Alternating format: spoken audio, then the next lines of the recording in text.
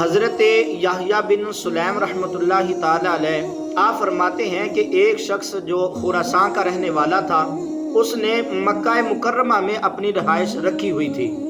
لوگ اس کے پاس اپنی امانتیں رکھوا کر جایا کرتے تھے۔ ایک شخص کی اس کے پاس 10,000 اشرفیاں امانت کے طور پر اس کے پاس تھیں، تو وہ 10,000 اشرفیاں رکھوا کر وہ کسی ضرورت سے سفر میں چلا گیا۔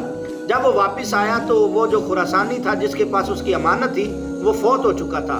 وہ امانت رکھوانے والا اس خراسانی کہ اہل و عیال سے اپنی امانت کے بارے میں پوچھنے لگا تو ان کے رشتہ داروں نے لا علمی ظاہر کر دی۔ وہاں پر برہوت نامی ایک کنواں ہے، اس پر پہنچ کر اسی طرح آواز دینا۔ اس نے پھر ایسا ہی کیا اور پہلی ہی آواز پر جواب ملا۔ اس نے کہا، میں نے تمہاری امانت گھر میں فلاں جگہ پر دفن کی ہوئی ہے، اس جگہ کو کھود لیں اور تمہاری امانت جو ہے، تمہارا مال جو ہے وہ تمہیں مل جائے گا۔ مال کا پتہ معلوم کر لینے کے بعد امانت رکھنے والے نے اس خراسانی سے پوچھا، تو بڑا نیک آدمی تھا، بڑا متقی تھا، یہاں کیسے پہنچ گیا؟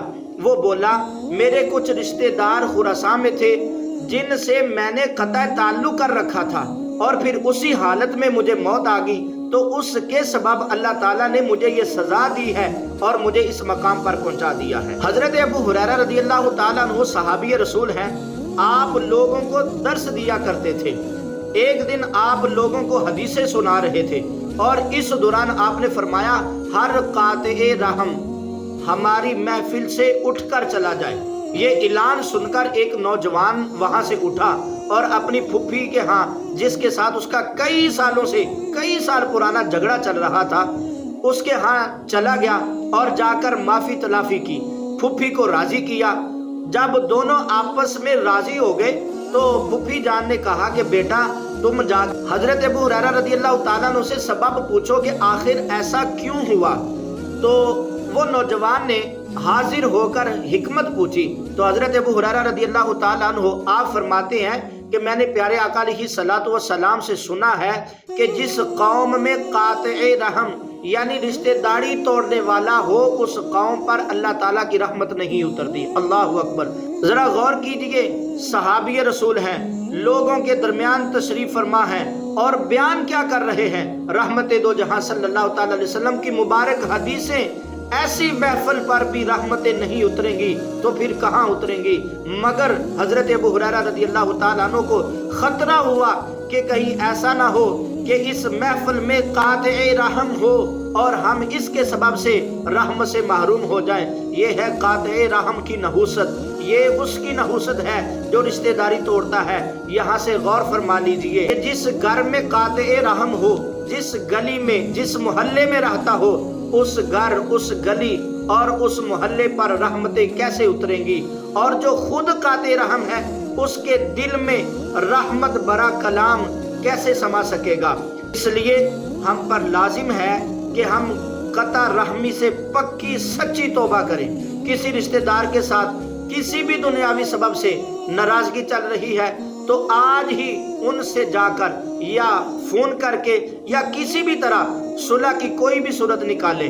صلح کرنے میں سب سے بڑی جو رکاوٹ ہے وہ ہماری انا ہے۔